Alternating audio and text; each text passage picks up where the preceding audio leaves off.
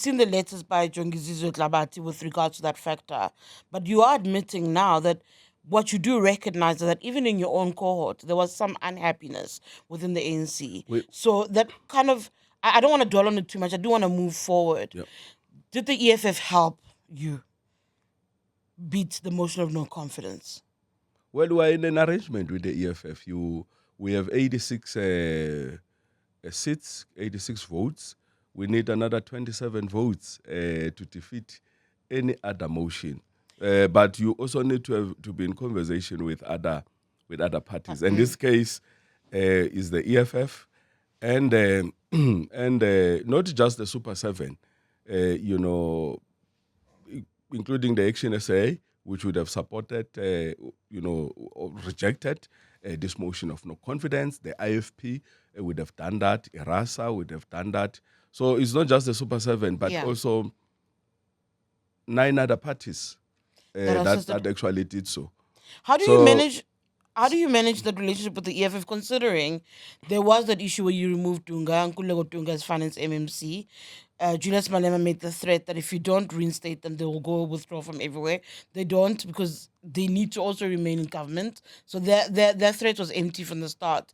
But there's always been this assumption that at any given moment you will walk away from the EFF.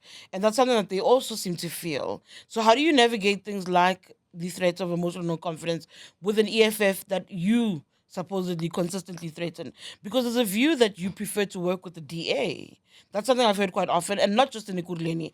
I hear in other metros that it's the province that doesn't want to work with the DA, but at local government level, some of you are quite open to working with the DA, yourself included. There's been a conversation about what does it mean, what type of coalition we must form at local government level.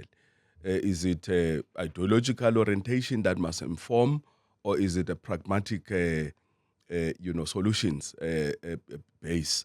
And that conversation has been about policy orientation, that at local government really is about us attending to basic services, ensuring that there's consistent, water, clean water, and that when there's leakages, you quickly close them. You cut the grass, you close the potholes. So there's not much of a ideological policy framework except a pro-poor stance, historically advantage, type of conversation to address or redress, some of those aspects.